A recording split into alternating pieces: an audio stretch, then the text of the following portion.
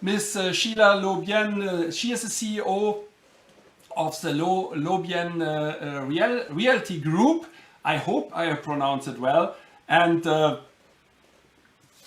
I just want to introduce her. Ms. Sheila Lobien is currently the Chief Executive Officer and the main force in putting up Lobien Realty Group Incorporation, a full-service real estate consultancy and property investment strategy firm engaged in commercial and office space leasing, capital investments, optimization, and property acquisition and sales. Sheila advocates women empowerment and currently chairs the Women in Business Committee of the European Chamber of Commerce in the Philippines, ECCP, whose key activities provide an avenue for mentoring, networking, and other social activities geared towards uplifting women professionals in the Philippines. So women out there, join Sheila's group and improve the business in the Philippines. She is also the founding director of the Global Women Club Philippines and the vice chair of Management Associations of the Philippines Trade, Investment and Tourism Committee. Sheila graduated with a Bachelor of Science in Tourism degree from the University of the Philippines in Diliman, Quezon City, and took up Management Development Program at the Asian Institute of Management, AIM. Master of Business Management at the University of the Philippines in Manila, Management Executive Program at National University of Singapore, and in Seed Business School. Let us all welcome Ms. Sheila Lobien, and I'm very interested and curious what she will tell us what kind of impact floods, climate change have on real estate, on condominiums, on lands, because for all those house owners and business people, it's so interesting to know where can we buy something, and is it safe, and how can we be protected in the future. Let us all welcome Ms. Sheila Lobien. The stage is yours. Thank you, Dr. Andreas, for that generous introduction. I hope everyone can hear me well. Yes, okay. Today, of course, I'll be talking about the property market, and definitely the booming CBDs, they are somehow flood-free. So I'll be sharing that update about what's going on in the market, and then in the end, give you like the checklist, what investors are looking for when they're choosing a property to either invest in, or an individual when they're buying or purchasing their first residential investment. So let me just click and share my slide before I start my presentation.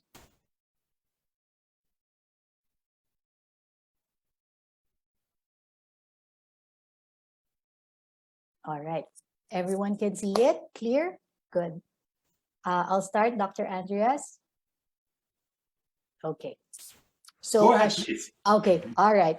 So as shared, I'll be giving you an update about what's happening in the property market. And I was requested, of course, by MYKAR. It's always a pleasure to be part of your summit, your events.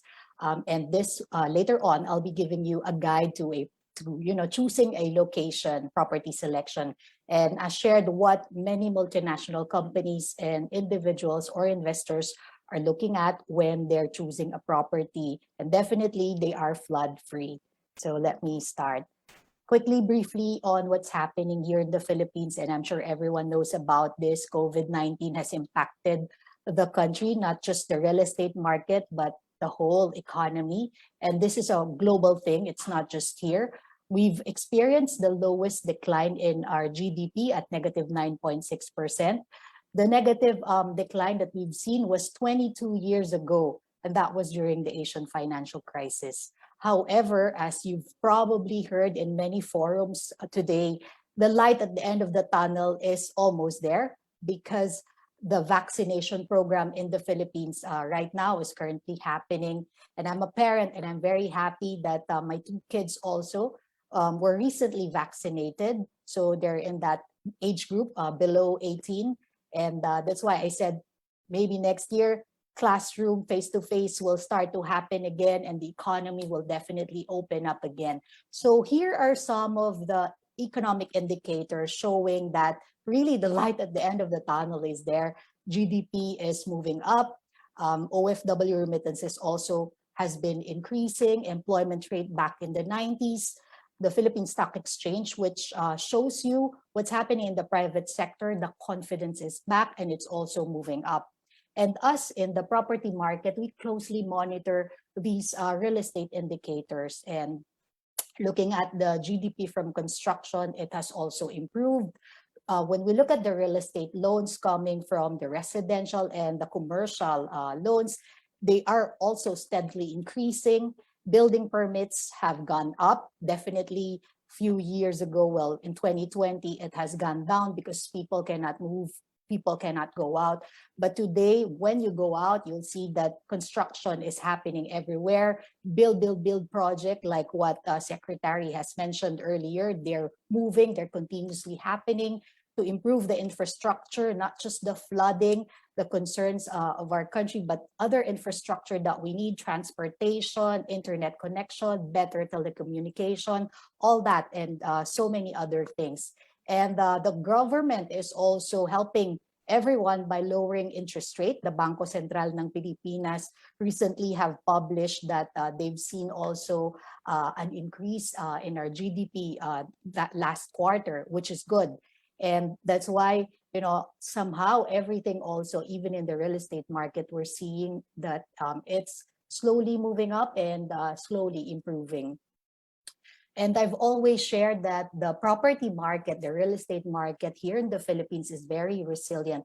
It's one of the most, if not the safest investment vehicle for any individual to invest in. And as you can see, this is the GDP versus real estate and construction annual growth rate. And the Philippine real estate is a very good barometer of the Philippine economy because when office spaces are built and taken, jobs are created in the market. And this graph will tell you that there is a steady increase in the real estate in development. So you'll note that many individuals, in high net worth individuals and big developers, are constantly focusing on the real estate market. They are very confident in this because, as you'll see, in the last how many years we've seen steady growth. And though there is a dip right now, it's temporary. This is a health crisis. And once the economy is again open, vaccine, bulk of the population are vaccinated and travel can resume again in and out here in the Philippines, tourism will be back and that will fuel the whole economy again. So post-pandemic, what do we see? What do we look at? The office market, though today, many of us are still working from home or schooling from home. Our kids are still schooling from home, but in the next few months and hopefully next year, more people will go out and more people will start to, of course, spend, invest again, and that will fuel the whole economy. In the residential market, we say bigger is better because after the lockdown, after experiencing so many lockdowns in the past, they realized that a bigger house is better for their mental health. And that's why the house and lot market here in the Philippines is somehow booming and increasing because some of people who experienced the lockdown and they were crop up in a very small condo for like 4 months in 2020. Now they want to go out and live in a house wherein they'll have their own garden. They can go out anytime and have fresh air and fresh ventilation, natural sanitation can happen inside their homes. And also the warehousing business, because of the boom in e-commerce, we are seeing growth here. And many of our clients are looking for, of course, flood-free warehouses. Definitely accessibility, very important. And the warehousing, the logistics area should, of course, be flood-free. And the next big thing, of course, is the real estate investment trust, which is very new in the country, but bright spot also, and many are already looking at that now. So just briefly, let me talk to you about the Metro Manila market. And what I'll be sharing here are mostly the central business districts. And the central business districts here in the Philippines, most of them, they boom because they are in a flood-free area, meaning employees can go in and out easily, accessible by public transportation. And that's why today we have about 10 million square meters of office space here in the Philippines, and that's a big office market. In Metro Manila alone, it's around 10 million, and another probably 2 million outside Metro Manila in the provincial parts of the country. So vacancy rate today is double digit. It used to be just single digit pre-pandemic, but because of the slower demand in the office market, it has gone up by 14%. And in terms of rental also, it's correcting a bit, and the average rent is around 1,000 pesos, 1,100 pesos per square meter per month. In terms of location, so as you can see, the most expensive part of town when it comes to office rental would be in the major CBDs like Makati and Taguig. And as shared, these areas are flood-free. Yes, the country is always, like what you have heard from Dr. Andreas, the country is prone to a lot of natural calamities, disaster, how many big typhoons we've experienced in the last, decade. And if you look at these major CBDs, land values have gone up because the areas, somehow it's planned, it's well planned in a way. The buildings that we have in this major central business districts can withstand natural calamities, earthquake also at a certain level, and people can still go freely and go inside their offices without worrying whether their office is already, flooded or what. So these are some of the business districts that we currently have in the Philippines, and all of them are enjoying good rental rates and higher in terms of land value. Land value have not decreased because land is finite. And though today it's pandemic, yes, you'll find some properties selling at a discount, but many are still holding their price because land is finite and land will definitely not multiply. So land values inside Metro Manila is definitely moving up. And if you want to find affordable location, you have to go outside the NCR. In terms of supply, we have a healthy pipeline, and many of them will be coming from the major CBD, Makati, Taguig, and some portion in Pasay. So I have heard earlier that Secretary mentioned about Marikina and Cainta, etc. And they are improving the flood system there, because when you think of Marikina, sometimes you quickly think of it's a flooded location, not good to be there. And as you can see, we don't have Marikina yet in this slide.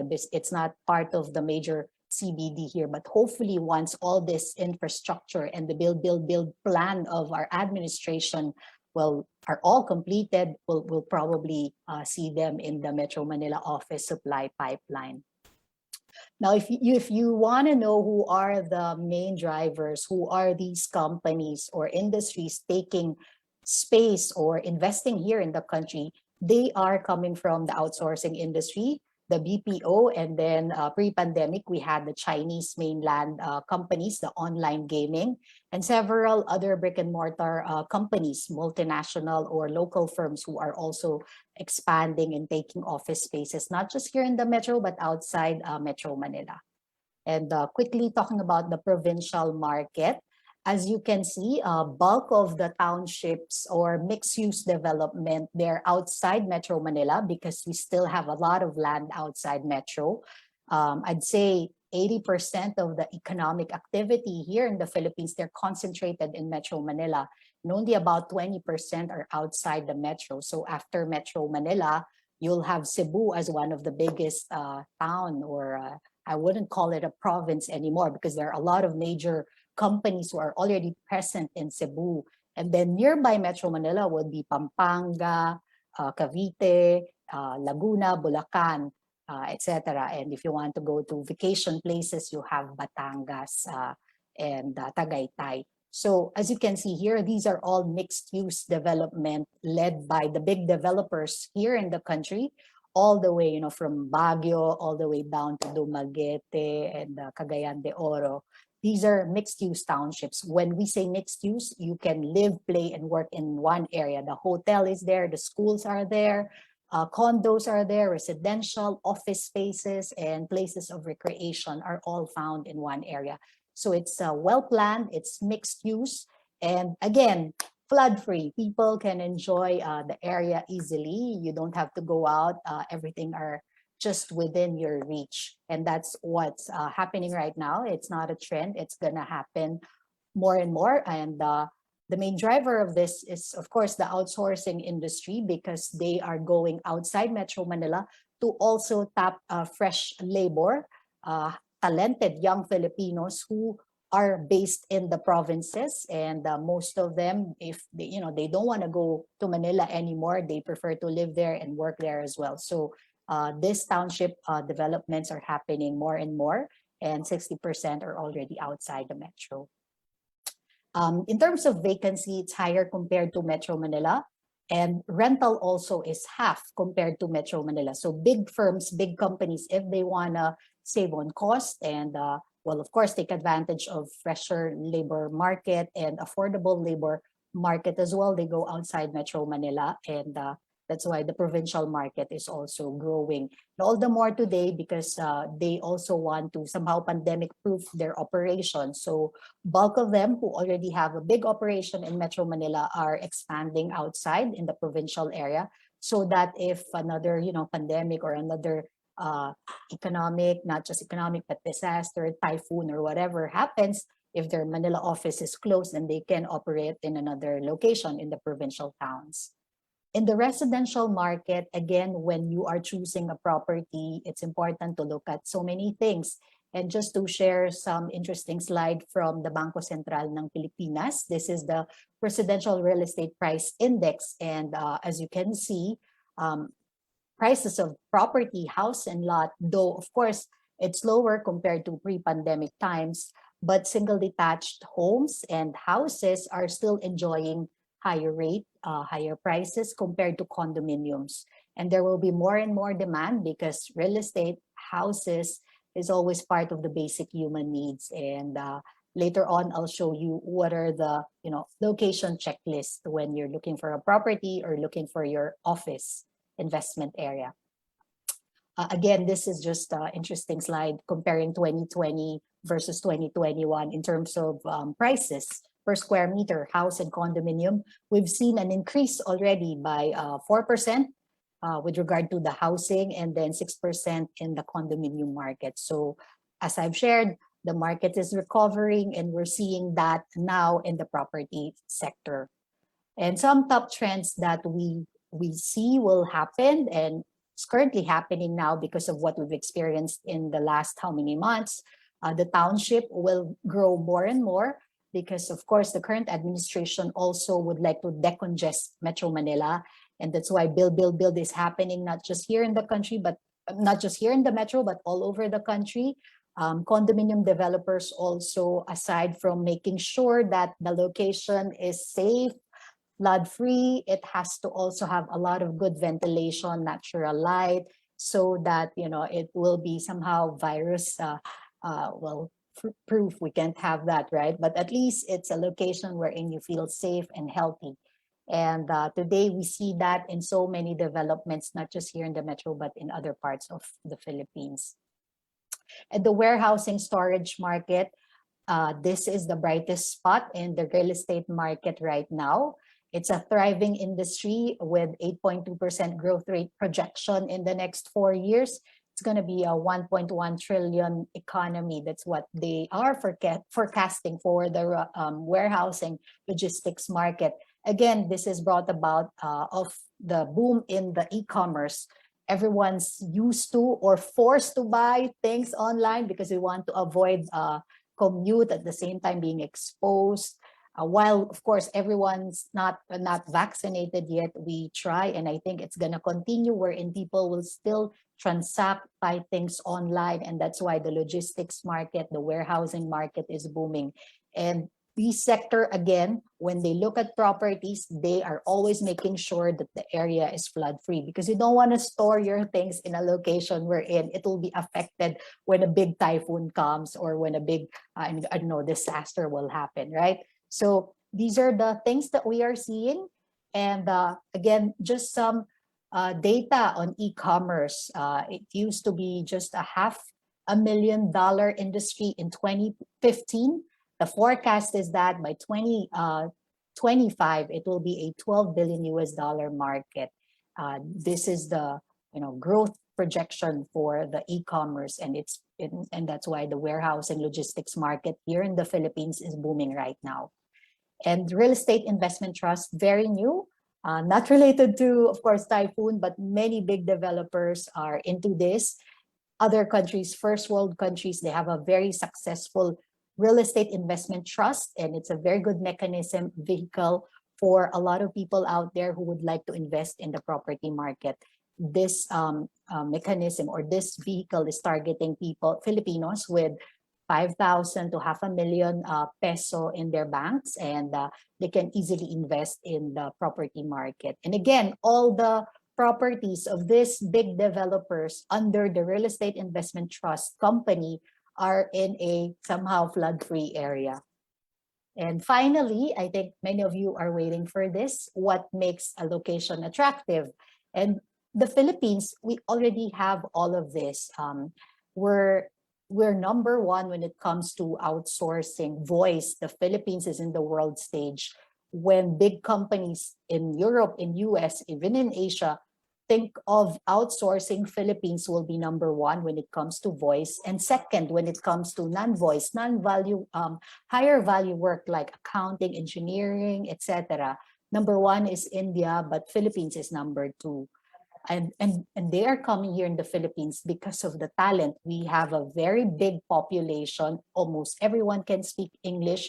Very young, average age of about 25, 26 years old. You can't get that in other country. And we have a very good, real estate market here. Somehow it's cost competitive also. Stable credit rating so far. And all these are making us more and more known in the global market, especially today when we're experiencing this economic crisis. Many companies will look at the Philippines to be more agile, to be more efficient, and they will outsource their non-core work here in the country. And that would be good for us because that means Filipinos will have jobs, and we need that today. Of course, we want employment rate to move up, people to start to have livelihood, and then the economy to move up and go back to pre-pandemic levels. And here is what we need, the build project of the current administration to continue even after election, when there's a new administration, a new group who will be sitting there. We need this, better airports, railways, public transportation, a place that is somehow flood-free, if we can have that. And this is needed today, all the more today, because we want to prop up the economy. We want to provide jobs for the locals, for the Filipinos. At the same time, this will also help the country be more and more attractive globally. It will make the Philippines more and more attractive because big multinational firms will always look at this, they will look at our infrastructure. Up to today, we still have a lot of concerns with regard to public transportation. My dream is actually to have the Philippines like what you see in Singapore, Hong Kong, or in other first world country, wherein you can take the public transportation and you can hop from one place to another, not using your car, not using your private vehicle, but using MRT, LRT. I wish we can have that in our lifetime. And if not in my, children's lifetime, when they can experiencing something like what they have in the first world country here in the Philippines. And so we need to support the build project of the government. And the good location checklist. This is what many multinational firms, if not all of them, will have. It's like a checklist. And you can also copy this if you are, eyeing or canvassing or looking for your first residential investment, your first condo or your first house. These are the things that you have to look at, if the location is accessible, nearness to airport nowadays, very important. Of course, proximity to transportation, public transportation. And if the area has everything, all the things that you need, schools, hotels, restaurants, etc., recreational facilities. If you're investing for, if you're looking for an office, many companies will also look at the city we're in. They'll have a big labor forced to, of course, employ. Competitive rental rates, we already have that. Depending on your budget, there are so many locations or cities to look at and consider. And definitely there is a credible supply of office and talent here in the Philippines. So this is the checklist, and infrastructure is very important, and that's why the Build project has to continue, so that we'll have a hopefully a flood-free and a very good infrastructure when it comes to public highway transportation, etc.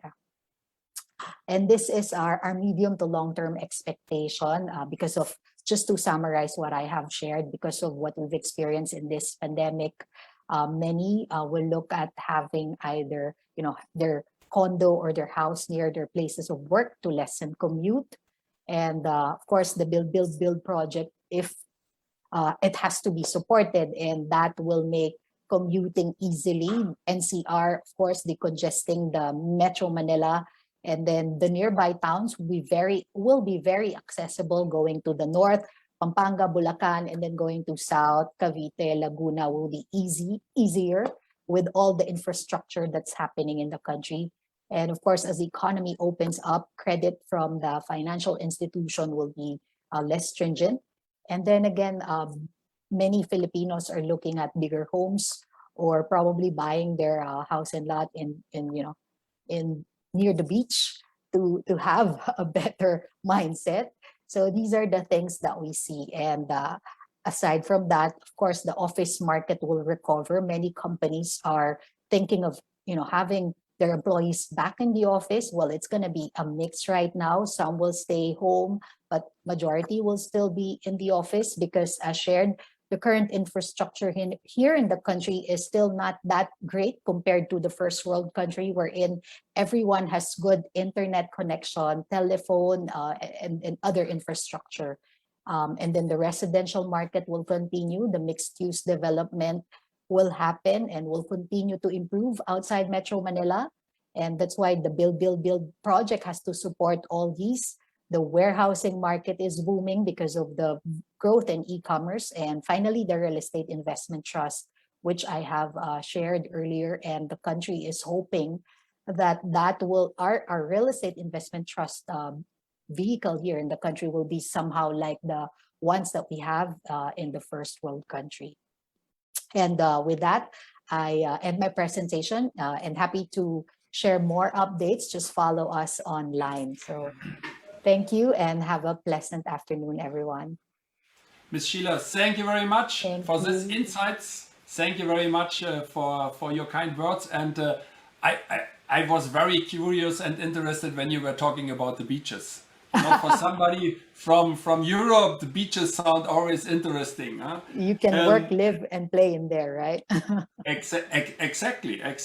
And nowadays, of course, people can work more from home with all these digital items and gadgets. And so it becomes more interested. And the good thing is, if you stay in a high-rise building, in your home office, and the streets are flooded, you still can work, as long as the internet is working. And you have electricity. Yes. So, do we have some questions? There is. I see when I'm looking here to my other camera. Ray Passion is asking, what will happen to these plans if the next president will not continue this build? Good question. Yeah, very good question. Sheila. Well, I don't think the next president will stop the Build project. I think whoever sits there will have to continue this, because as shared earlier, the country needs that. Number one, to provide employment, and we need that to prop up the economy right now. Many Filipinos have lost their jobs, and continuing all these Build project everywhere, from railways to public transportation, infrastructure, etc., will definitely help the country. Public spending is needed, and it will also help the country be more and more attractive.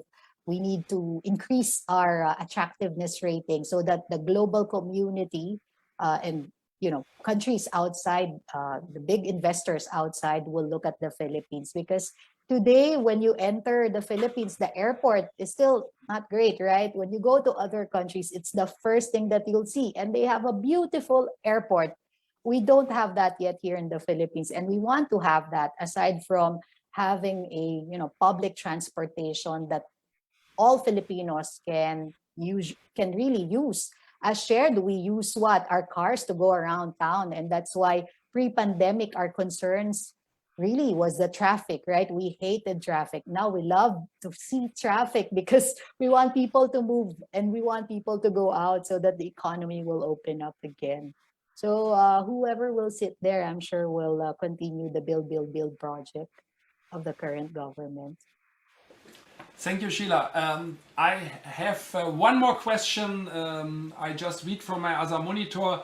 What would you suggest to no with stronger typhoons?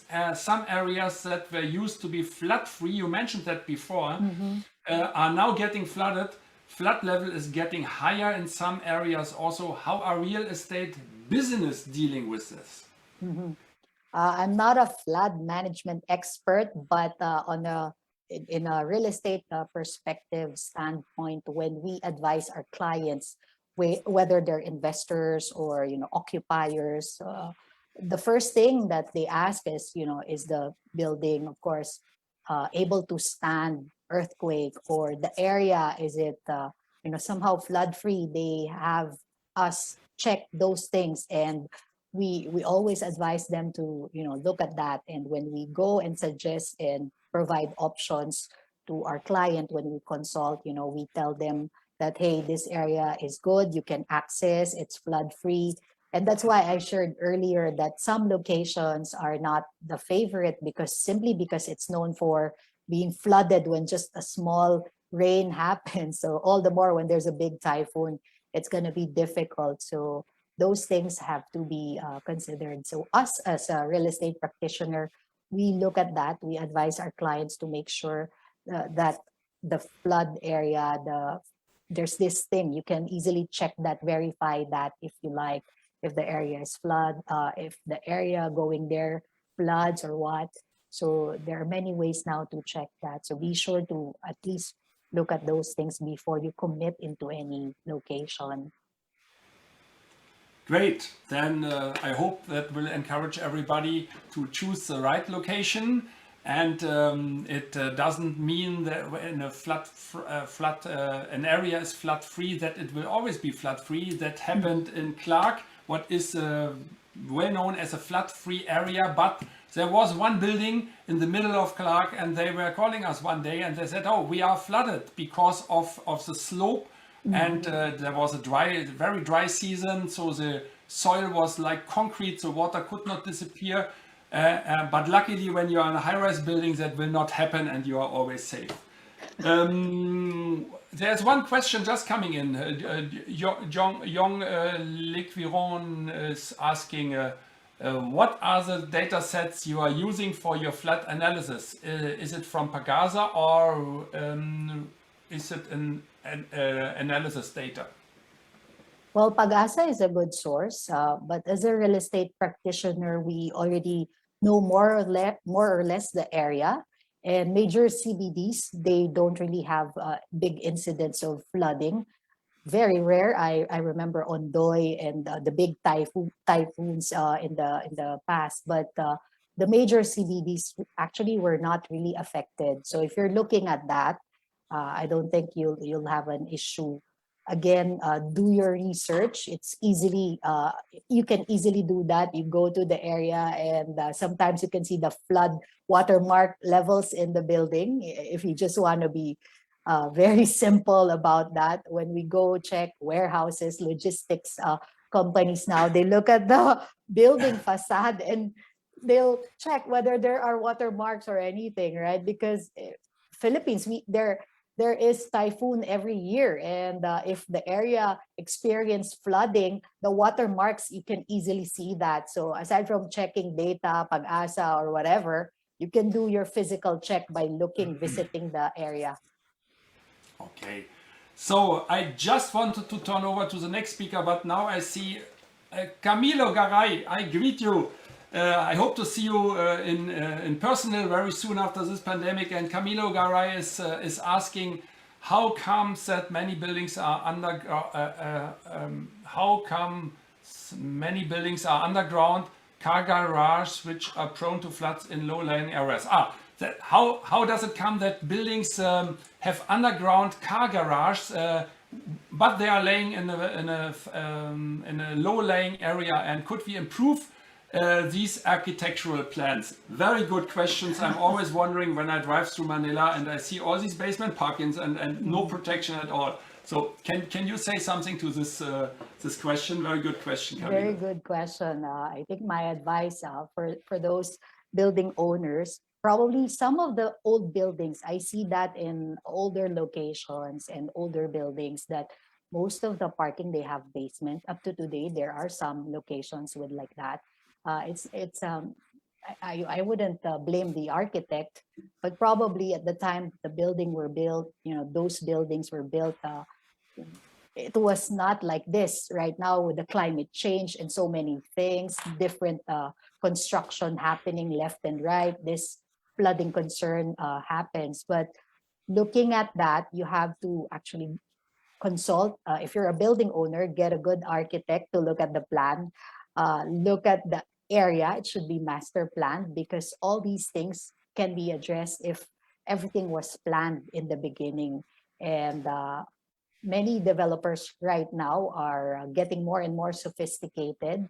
Some are still having this basement parking, and it's normal, but most of these buildings are located in the major CBD, wherein flood is somehow not a concern anymore. But in other parts of town, yes. So choose podium parking so you won't have that concern, because when a great typhoon happens, that's the usual concern. If you're parked in the basement, then you might wonder whether your car is still there or it's already below the water. But hopefully we won't have that. I don't know if you recall Ondoy and other typhoons in the past. It was very scary. Yes, thank you, Sheila, for answering and giving us insights in the real estate sector and in relation to the flooding situation. Thank you very much being with us. Hopefully you can stay a little bit, and we come to the next speaker.